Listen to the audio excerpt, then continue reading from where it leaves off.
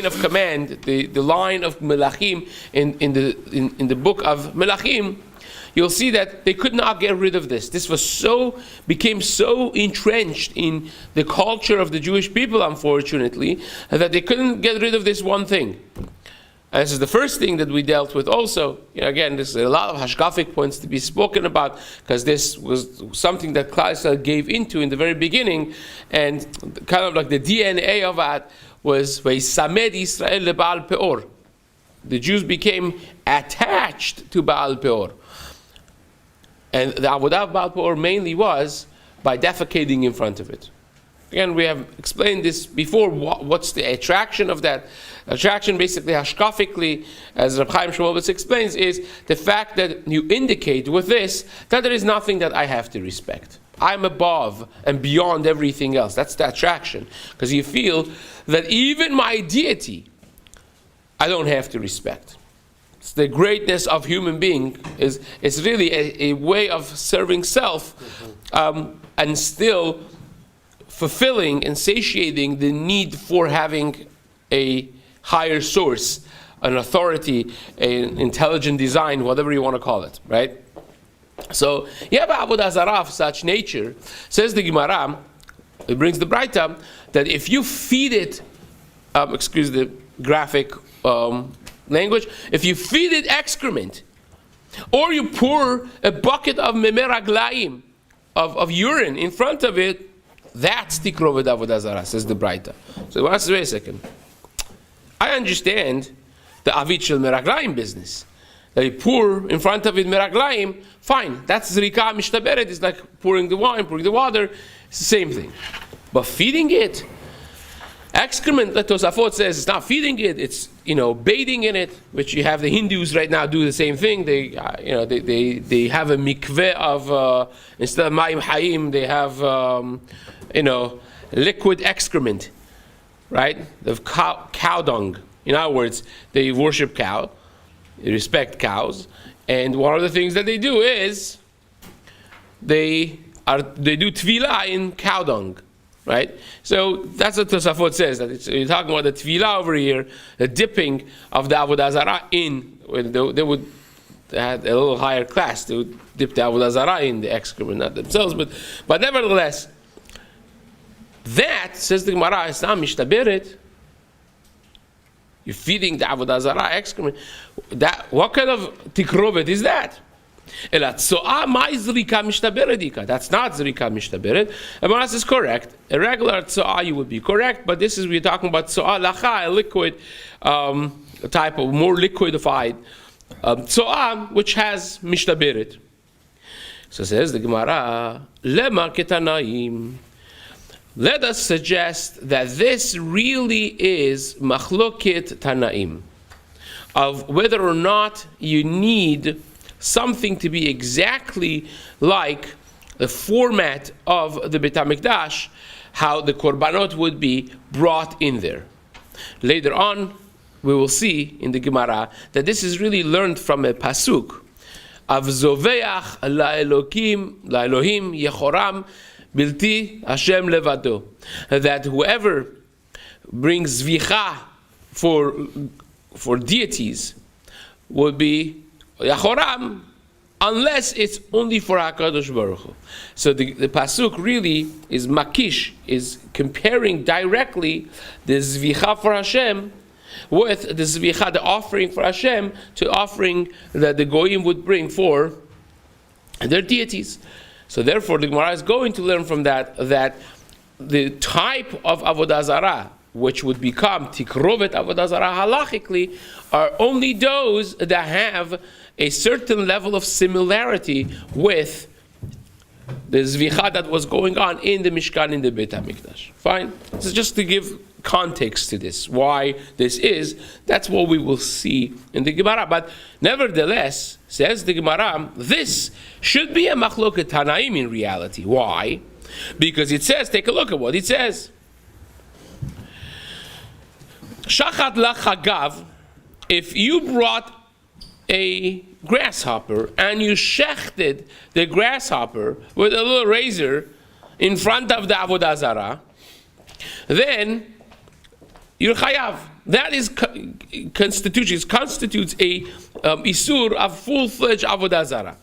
Now, the Tosafot say this is a type of avodah zarah that you bring chagavim, grasshoppers, in front of it. Rashi may not agree with that, but be that as it may, how the actual format of this specific avodah zarah is, this is the case that the Braita talks about. If you brought a chagav, a grasshopper, and you shechted it in front of this avodah zarah, you're chayav. So says the Gemara, let's understand this. Rabbi Yehuda mechayev. Rabbi Yehuda says you're chayav. V'chachamim potrim. Chachamim say you're patur. Chachamim say it's not considered avodah zarah. Rabbi Yehuda says it is.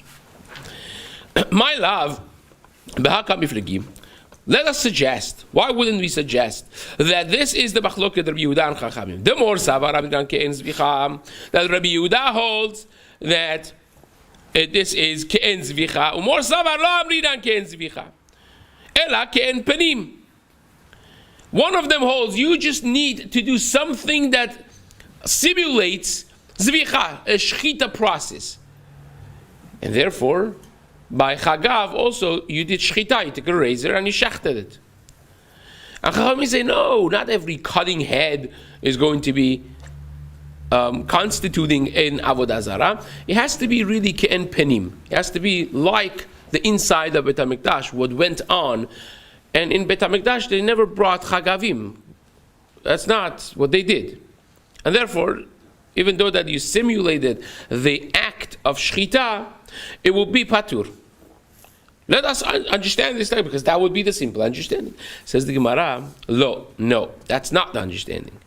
The kula alma lo amrinan ke'en zvicha ela ke'en penim. Everybody agrees that you need something similar to format of the Beit HaMikdash itself. That everybody agrees. Veshani chagav, but chagav is a little different because the structure of chagav is very much like the animals that would be shechted in the Beit HaMikdash. Whereas many creatures don't have a neck, like a fish doesn't have a neck, right? There are many creatures that don't have, but the chagav actually has particles of a head and a neck and a body. And therefore, when you do an act that simulates shchita, and you do it on a creature, it doesn't have to be necessarily an animal that is kasher to go on top of mizbeach. That you don't have to have. But it has to be an act that's fully simulated to what went on in the korbanot in the Beit HaMikdash, which is doing an act of shchita on something that has a body part of shchita. If you shoot something in the head, that's not shchita. If you cut a thing's body and it dies, even though that you cut, but that's not shchita. Shchita means you're killing a thing by the means of doing an act of cutting on their neck. And a chagav is exactly like that. That's why it's asur. If you would, cut its body to half and it will die, or you bring a worm that doesn't have a neck and you cut it to pieces and it would die, that would not become asur. Because that's not a full simulation of what went on in the Beit HaMikdash. So says the Gemara, V'shani chagav, the hoil v'tzavarot domeh letzavar be'ema, because its neck, it's very much similar to the structure of the anatomy of a be'ema. That's why it's asur. Amar Rab Nachman, Amar Rabba Baruch Abu, Amar Rav. He said in the name of Rav, Avodat kochavim she'ovdin otah b'makel. If you have a deity in Avodah Zarah, that one of the ways of the people respecting it is by sticks. They will dance with sticks in front of it, banging the sticks or drumming and so on. So shavar makel befaneha. If you break stick in front of it, chayav, then you're chayav. But if and not only you're chayav because you did Avodah Zarah, but the sticks that you broke in front of it become now tikrovet Avodah Zarah, and they are now asur b'hana'ah, right? And we spoke about this before, that there are two elements in Isur Avodah Zarah. There is the Avodah Zarah itself, and then there are things that are considered offerings to Avodah Zarah. We even discussed the difference, halachic difference of Avodah Zarah itself and Tikrovet Avodah Zarah. That by Avodah Zarah, a goy could be mebatel his avodah zarah, but by tikrovet avodah zarah not so pashut. If you could even be mebatel the tikrovet avodah zarah, right? And the offering. So here, the sticks that you used to serve in front of this avodah zarah, it is considered that you did an act of avodah zarah. So you became chayav for having done avodah zarah, and this stick now is an official tikrovet avodah zarah, and it's asur ba'ana, even though that's not the avodah zarah, it's just a piece of a stick. But now it's asur ba'ana because it became an offering to avodah zarah. So says the Gemara, zarak makil lefanav, if you just threw a stick in front of it, and the stick did not break, says the Gemara, chayav ve'ena ne'eseret. You are chayav because you did avodah zarah, but the stick does not become asur because it's not tikrovet avodah zarah. So Rava, who is saying this in the name of Rav, says, wait a second. Rava to Rab Nachman, what's the difference? By breaking the stick, it becomes asur because it's like shchita, you're breaking something in front of the zarak nami havya leken zrika. By throwing a stick, also should be like pouring water, pouring wine, all the zrika avodas that we have. Amalei tells him, Rab Nachman answers back to Rabbi, says what we saw in Amud Bet in the previous stuff. Amalei, says that's not a full zrika because in Bet HaMikdash, ke'en penim was something that would splash and break away. But here, when you throw a stick, nothing happens to it, and therefore it's not a simulation of the penim, and hence it's not considered tikrovet avodah zarah. Says the Gemara, Ela ma'ata avne bet markolis b'mei yesru. We spoke a daf ago about the avodah zarah of markolis. What is it made of? 3 pieces of a stone. How do you serve it? You throw stones at it. What happens with the stones that you throw at it? We mentioned that they become asur. That we mentioned, right? You remember the whole thing of Yanai Melech's house? They used it to pave the thing. Is it asur? Is it mutar? But everyone agrees that the stones they throw, they become asur. So how in the world do they become asur? Where in the Beit HaMikdash do you find that they threw or poured stones? You have a problem with throwing in a stick, and you say that's not ke'en penim. That's very much similar to throwing another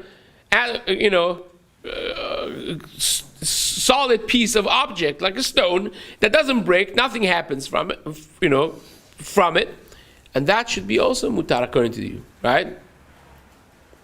So how in the world the avnei markolis become asur?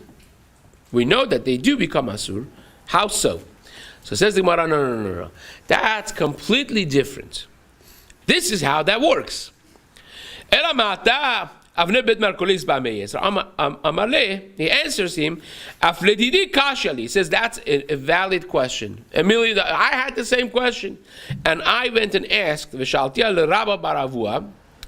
went to Rabba Bar Avua, I asked him the same question. Because we need zerika mishtaberet.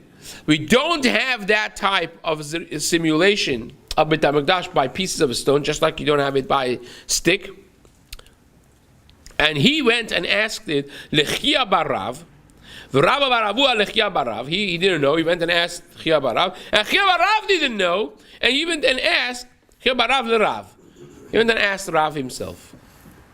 So he said the Memra in the name of Rav.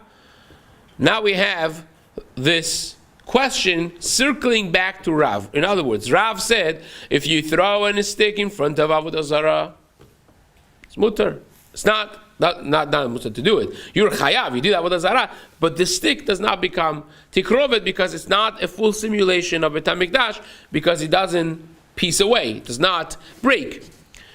So they went back to him, scratching their head. Wait a second. So how does the avnei markolis become asur then? We know you agree that it does. To me, it's identical. We're throwing. Who cares if it's a stone you're throwing or it's a piece of wood that you're throwing? Va'amalu. So Rav answers. Listen to this. Naaseh kemegadel avodat kochavim. it's not because it becomes tikrovet avodah zarah, but because in markolis the whole essence of the avodah zarah is a piece of stone. That's what it is. It's not a statue even.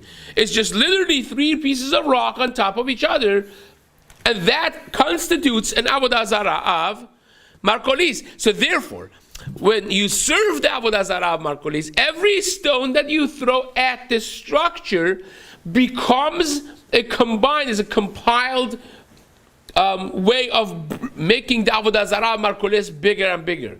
So every stone that you throw at it becomes now added to the structure of avodah zarah. That's how the avodah zarah is built. That there's these 3 stones, and then every stone that you throw now is part of the avodah zarah as well. Because after all, what is the avodah zarah? It's the stones. It's not that they have this massive statue and you brought a banana in front of it. The avodah zarah is a piece of a stone on a sculpture. It's just a piece of rock that you formed it next to each other, like 2 on the bottom, 1 on the top. So every stone that you send, that's how markolis worked. It was a compiling system that everything that you throw, it's added now to the God, right? So that's the ridiculous thing that they had. So it says, the Gemara, that's why it becomes asur, different than the stick. The stick, you're trying to make a tikrovet avodah zarah. Over here, you're not trying to make a tikrovet avodah zarah, but you're trying to add to the avodah zarah. So the thing itself becomes an avodah zarah. It's asur not because of tikrovet avodah zarah, but because it is now avodah zarah itself. So says the Gemara, there is a machloket if a goy formed an avodah zarah, right? You go to one of these statue things. So somebody made the big fat bald man, right? And no one has served it yet. Is it considered avodah zarah? It's not considered avodah zarah. So it's machloket. There is a shita that holds an oved kochavim that makes an avodah zarah. Even before you serve it, it's avodah zarah still. And the other man holds no. Until you actually serve it, it's not considered avodah zarah. You can break it, you can use it, whatever it is. So says the Gemara, this that you just mentioned makes sense for the mandamar that is machmir and holds that avodah zarah that you form from moment 1 before you even serve it is asur. Because let's go through methodically what happened over here. I threw this stone at markolis.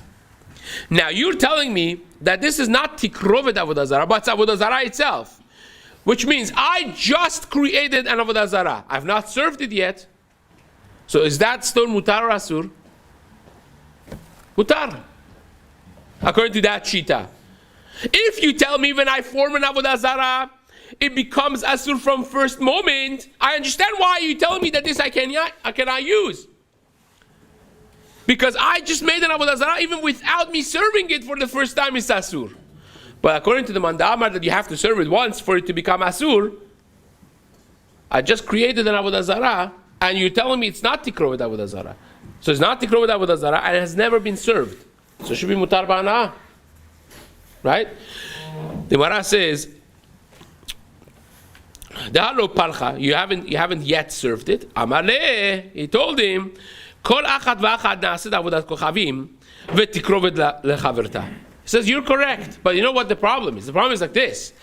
Once we mentioned that it's a compiling system, and every stone that you throw at it becomes part of the structure of the avodah zarah. So, if you go chronologically through this, so I throw one stone. Now, this stone that I just threw became avodah zarah, but no one has served it, and it's not tikrovet. But when I throw the next stone, what happens? Now, I served the whole thing that's there, including the stone that I just threw 3.5 seconds ago. So now it became asur. So every new stone that I throw makes the previous stone asur ba'ana'ah, and of course the stone itself becomes avodah zarah, right? So therefore it's asur. So Gemara says, okay, fine, I hear that, but then let the last one become mutar. The very last stone that you throw should be mutar. At least the very last one should become mutar. Amalei says to him, if you know which one it is, from the thousands of stones that are there, go get it. Right? If you know which one it is, go get it. That's one shita. And that's Rav answering. Rav Ashi disagrees with this, and Rav Ashi holds even the last stone is asur. So in other words, essentially Rav Ashi is going to answer the same question of how in the world does the stone that you throw to Markolis become asur when we know the stick doesn't? Or how does the stick not become asur if we know that the Markolis, when you throw a stone, does? So he said like this: Kol achat v'achat na'asit tikrovet la'atzmah v'tikrovet l'chaverta. Says no, you got this wrong. By Markolis, what's the Avodah Zarah? It's a piece of a stone. What's the way you serve the Avodah Zarah? Throwing a piece of a stone. So by the virtue of holding this stone and throwing it, I am serving this very piece itself. It's turning into Avodah Zarah and being served at the same time simultaneously. Because that's exactly what you're doing. The Avodah Zarah is this stone. So from the first moment that I am intending to send this, it becomes Avodah Zarah, and I'm at the same time serving this because it became the Avodah Zarah. So it's very different. It is the Avodah Zarah and it's the Tikrovet, so it becomes Asur simultaneously, because it's not just that I turned it into Avodah Zarah, but I served it as well. So even the Latin and Nafkamina is, between Rav and Rav Ashi, that the last stone will also become Asur. Fine. Tana'an, we learned in the Mishnah. Now, the Gemara is going to ask a fundamental question on this whole thing that we mentioned before, that you need zerikah hamishtaberet. That when you throw something, has to be breaking to pieces. This whole thing, the Gemara is going to challenge now. We learned the Mishnah. This is the next Mishnah, Nun Aleph Amud Bet. Right? Next Mishnah that we have.